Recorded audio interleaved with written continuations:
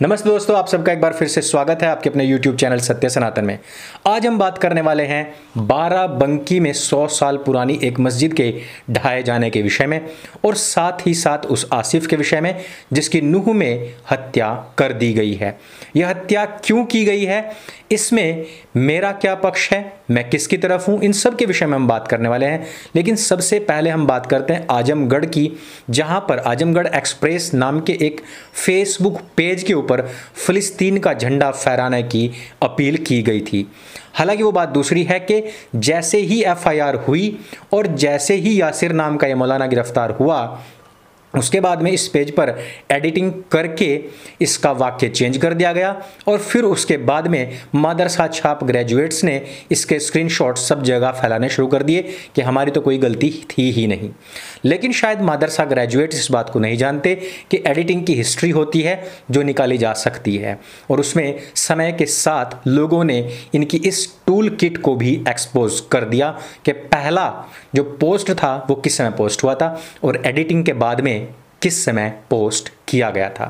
अब आप सभी लोगों को इस बात पर निर्णय करने में कोई दिक्कत, कोई परेशानी नहीं होनी चाहिए कि भारत के इन आस्तीन के सांपों का जो विश्वास है, जो इनकी आस्था है, जो इनकी मार्मिकता है, सहृदयता है, वो किसके प्रति है। और ये बात मैंने पहले ही बताई थी कि यदि भारत और पाकिस्तान की लड़ाई हुई तो ये लोग उम्मत का ही साथ देंगे और उसके कारण भी मैंने आप लोगों को गिनवा दिए थे। अब आप खुद सोचिए, खुद से फैसला लीजिए कि भारत में पलने वाले इन आस्तीन के सांपों का सरकार को क्या करना चाहिए। आजमगढ़ में फिलिस्तीन का झंडा फहराने वाले व्यक्ति को गिरफ्तार करके जहां एक तरफ जेल में डाला गया है, वहीं पर उन लोगों को भी जवाब मिल चुका है जो लोग कहते थे कि भारत खुल करके इजराइल का समर्थन क्यों नहीं कर रहा। पूरा लंबा एक ट्वीट आया है, मैं चाहता हूं कि इस ट्वीट की बत्ती बना करके जेब में रख लीजिए, क्या पता कब काम आ जाए, कब आपको ये बात पढ़नी पड़ जाए। बहुत सारे लोगों ने पिछले वीडियोस में भी हमसे पूछा था कि ये इजराइल और गाजा पट्टी की लड़ाई किस बात पर है। जिस स्थान को मस्जिद अल अक्सा बताया जा रहा है वो यहूदी और ईसाइयों का पहले ही पवित्र स्थान टेम्पल माउंट हुआ करता था। इस स्थान पर लैंड जिहाद के चलते हुए कब्जा कर लिया गया और उसके बाद में यहाँ पर मस्जिद का निर्माण कर दिया गया था। उसके बाद से ये पूरा का पूरा झगड़ा अभी तक सुलझ नहीं पाया है। लैंड जिहाद भारत में एक बहुत प्रचलित शब्द है। इसी लैंड जिहाद के चलते ही भारत में बहुत सारे स्थानों पर, खास करके जो मंदिर हैं, मंदिर प्रांगणों पर अधिकार जमा करके मस्जिदें बनाई गई थी। बाबरी मस्जिद विध्वंस इसी का एक प्रतिकार रूप था। अभी भी बाबा विश्वनाथ या फिर मथुरा श्री कृष्ण जन्मभूमि स्थान जो है वहां पर भी मस्जिद जबरदस्ती बनाई गई है। यहां पर यदि हम देखें तो भारत और यरूशलेम की स्थिति समान रूप से ही है। लैंड जिहाद केवल भारत में नहीं बल्कि पूरे यूरोप, पूरे अरेबियन कंट्रीज पर किया गया था, जहां पर पहले मुसलमान बहुत थोड़े थे लेकिन तलवार के जोर पर इन्होंने विश्व के बहुत बड़े हिस्से पर लैंड जिहाद किया हुआ है और भारतवर्ष में भी बहुत तेजी से ये लैंड जिहाद चल रहा है।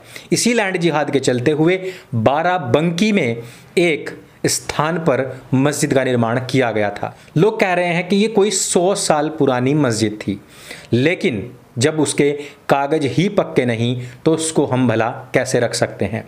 केंद्र सरकार के संज्ञान में भी मरकज हाउस इसी प्रकार से अवैध निर्माण में आया था, लेकिन केंद्र सरकार शायद ही इसके ऊपर कोई निर्णय ले पाए। लेकिन उत्तर प्रदेश की सरकार, योगी जी का सुशासन कुछ अलग ही किस्म का है। यहाँ पर कोई भी अवैध निर्माण ना तो छोड़ा गया है ना ही बख्शा गया है, ऊपर से तोड़ने के पैसे जो लेते हैं वो रहे अलग। इस वजह से पूरे देश में ही योगी जी ही अगले प्रधानमंत्री हों, ऐसी आवाज़ें अभी से ही उठने लगी हैं। हालांकि मैं बीच में ही आपसे पूछना चाहूँगा कि आप लोगों का इसमें क्या विचार है।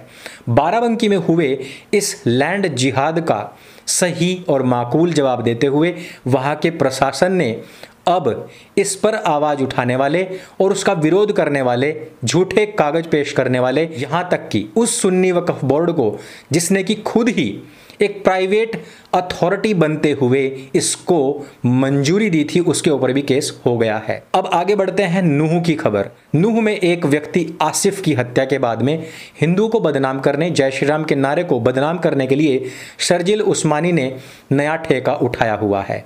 उसके बाद में सभी मुसलमानों ने यह कहना शुरू कर दिया कि आसिफ की हत्या केवल इसलिए की गई क्योंकि इसने जय श्री राम का नारा नहीं लगाया था। वैसे मैं शर्जिल उस्मानी को इस बात के लिए निमंत्रित करना चाहता हूं कि वो जो अभी जय श्री राम के नारे के खिलाफ जहर उगल रहा है, वो भी कहीं पर ये बात ट्राई कर सकता है। उसके ऊपर यदि कोई भी व्यक्ति जय श्री राम का नारा ना बोलने पर किसी भी प्रकार का कोई भी हमला करता है तो उसके बाद ही इस बात को माना जाए कि आसिफ के ऊपर भी इसी वजह से हमला हुआ था। हालांकि हमेशा फेक न्यूज़ फैला करके लोगों को गुमराह करने का इनका धंधा 1400 साल पुराना है और ये अपने लोगों को बचाने के लिए आंखों में पहले से ही धूल झोंकते आए हैं। आसिफ का मामला बहुत पुराना है। यही नहीं, निकिता तोमर हत्याकांड में भी आसिफ गैंग का ही हाथ है। आसिफ के जो पिता हैं वो पहले भी आर्म एक्ट में पकड़े जा चुके हैं। जो लोग पूछ रहे थे कि तौसीफ के पास में बंदूक कहां से आई, हो सकता है कि इसके सीधे लिंक आसिफ से ही जुड़े हुए हों। यही नहीं, राम के इस देश के अंदर जहां पर सीता के अपमान के चलते पूरी लंका को ही जलाकर राख कर दिया गया था, इसी देश के अंदर निकिता बहन की हत्या ही नहीं बल्कि इसी आसिफ ने पहले भी कई सारी बहन बेटियों के वीडियो और फोटो बनाए हुए थे जब वो बहनें सांस्कृतिक कार्यक्रमों में स्कूल और कॉलेजेस में कपड़े बदला करती थी। उनको फिर वायरल कर दिया करता था, झगड़े होते थे। आसिफ और उसके पिता इसी तरीके की दबंगई किया करते थे। इसके बाद में काफ़ी झगड़ा भी हुआ था। हत्यारोपी पटवारी की पिटाई करने के बाद में आसिफ और उसके गैंग ने उसको जान से मारने की भी धमकी दी थी। ये सभी बातें क्यों और आखिर क्यों शर्जिल उस्मानी और उसका गैंग के लोग, इन सभी के गिरोह के लोग या आतंकवादी लोग क्यों छिपा रहे हैं? आसिफ जहां एक आने वाले समय में बड़ा गैंगस्टर बन सकता था, नया शहाबुद्दीन तैयार हो रहा था, क्यों नहीं उसके ट्रैक रिकॉर्ड के विषय में कभी भी बात की जाती है? आसिफ के विषय में कितनी भी बात की जाए वो कम है, लेकिन उन लोगों को तो जवाब मिल ही गया जो कह रहे थे कि तौसीफ के द्वारा की गई हत्या पर निकिता तोमर के हत्यारों को अभी तक न्याय नहीं मिला है। आज जहां पर हम भगवान श्री राम के मंदिर का जश्न मना रहे हैं, उनके नाम पर हजारों करोड़ रुपए डोनेट कर रहे हैं, वहीं पर हम बहन बेटियों का अपमान करने वाले, उनकी हत्या करने वाले हत्यारों पर यदि कोई हाथ भी उठा दे तो क्यों हमारा दिल इतना निर्मम हो जाता है कि उन हाथ उठाने वाले लोगों को सैल्यूट करने के बजाय हम उनकी ही फांसी की कामना करने लग जाते हैं। जो भी हुआ, सही या गलत, उसका फैसला न्यायालय करेगा। मैं रोड पर खड़ा हुआ ऐसा कोई सोशल मीडिया एक्टिविस्ट तो नहीं हूं कि अपनी तरफ से ही फैसला देना शुरू कर दूं, लेकिन मैं इतना जरूर कहूंगा कि जिसने जो कुछ भी किया है, ऐसा नहीं कि वो श्री राम के नारे की वजह से किया है। कोई तो ऐसी बात रही होगी कि जो उसको इतना आघात पहुंचा गई कि उसने आसिफ के ऊपर हाथ उठाया।